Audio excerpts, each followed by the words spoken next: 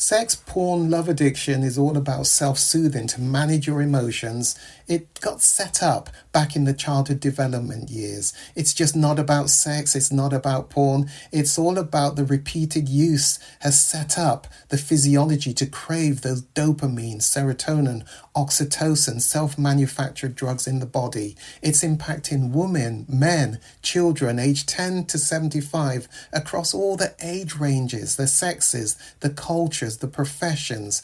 It increased exponentially during COVID lockdown and impacting so many lives. The Kairos Center has created the first online comprehensive sex porn love addiction. It's a video on demand recovery program which you can access from anywhere in the world and begin to see identifiable changes just within 6 weeks of beginning this weekly program. Kairos means your appointed time.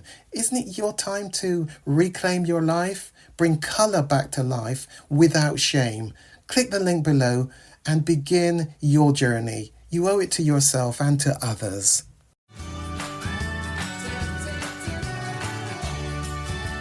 Well, I mean, and this is interesting that you mentioned that from guys, again, coming back to this framework of what is manly.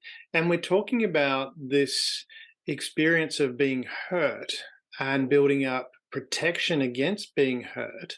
Is that part of the reason why, guys are taught, not to show emotion, not to cry? Because part of that is, I think, from what I understand, guys are kind of mushy inside. We're a lot mushier than. Yep. Let's. Sorry, ladies, but actually, But the truth it's is, not. I mean, I think the ladies want that. They want the mushy side of things as well. absolutely, And absolutely. So, but is it, is that part of this process of going, hey, this mushy side of things is okay? I mean, I guess, part of me, I look at my history and go, well, I was kind of lucky, and I was in the army. You're in England, you've got the same SAS that we've got here. I was posted to the SAS.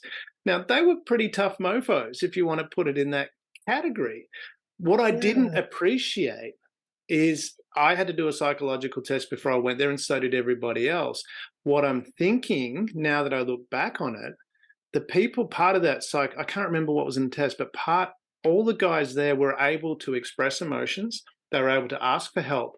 And I'm wondering, was part of that psychological test making sure that they could do that before they went there? Because you can't do what they did and not be able to express, ask for help, express emotions. So this is what I'm wondering from that side of things. Do we need to have, this framework out there, that being more talked about, that tough is not repressing this stuff. Tough is going, hey, I have got a mushy inside. I can be hurt and I need help sometimes.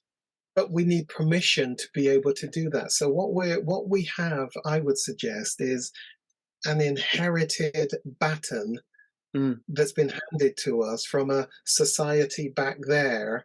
Big boys don't cry, and it was well intended, but it has done as much damage as you must only write with your right hand. You left-handed children must be taught how to not use your left hand and use only the right, because the right hand is the right thing to do. And we have a legacy that we're trying to unlearn, some well-intended societal premise on which it was founded. And it's still gone through the generations where we've handed on the baton. So in order to change that, we've got to hand on a different baton, and we need permission to be able to cry and show emotion. And it's not easy because the baton has been handed on. And until, enough of us start to show a whole different approach, and our youngsters start to see, oh, Daddy was crying. Oh, so no, I wasn't. No, I wasn't. It was just, yeah. And yes, somebody died and it hurts, and I'm really sad. And we just need a commonality of approach appropriately, more frequent over time. It's going to take a while, Damon, Yeah. to get rid of that inherited view of men, times 100 other things that have been handed to us that we took and swallowed, and each generation kept handing on. So you and I need to try and hand on something different to our children. Yeah. Where do we draw the line, from, this manly, macho, masculine thing where, I mean, for example, mentioned military before. If you take the guys that are in Ukraine at the moment, and they stub their toe, or they're running along and they fall over, and it's like, get back up and move forward. Otherwise you're going to get shot. And I know I'm using an extreme example to labour the point. To the other side of things, are going, hey, so where is the time and place? How do we draw that line? From the example of going, okay, am I being a namby-pamby here, or do I need to just toughen up, deal with this, move on? Yeah, I got the sack from my job. Do I sit there and cry about it for a month and go, oh, sorry, family, I can't look after you? If presuming the guy is providing income to help support the family, it might be both doing it. So those that want to jump on that bandwagon, feel free to comment. But I'm not worried. I'm not a lawyer, so I'm not worried about offending people. But from that side of things, I'm looking and going, well, where do you draw the line, and going, hey, I just need to toughen up? I think it applies to both sexes, but we're talking about men here. Where does a man go, okay, I got to stop being a namby-pamby and get on and do. I have a responsibility, whatever that responsibility is. It might be I'm the person. I have friends of mine who, the men stay home, look after the family. She's off working. That's their definition of works.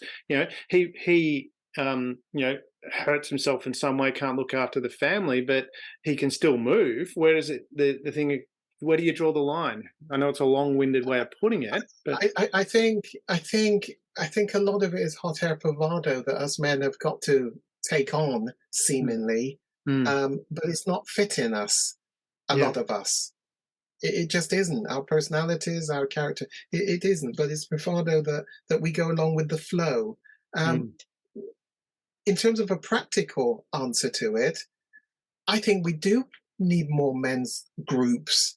Yeah. Because it's in those groups we start to experiment with a new way of behaving. But when we come out of those groups and rejoin society, we need a progressive society that gives us permission to be able to try out our newfound ways.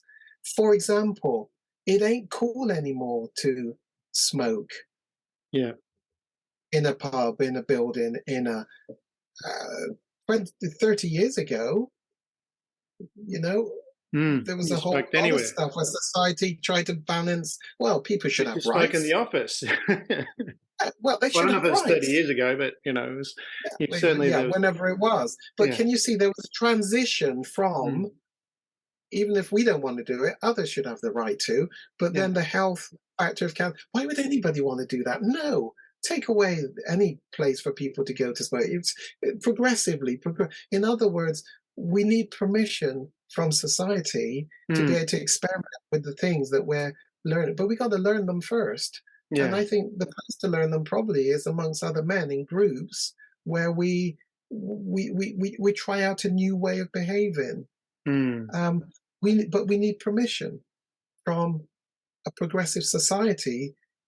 Otherwise, we're going to run back in our shells and stay just in the group. And, oh, nice to see you guys, but, I don't try this out in society because somebody might look at me and think I'm weird and I'm strange. And none of us want to be ostracized and seen as different.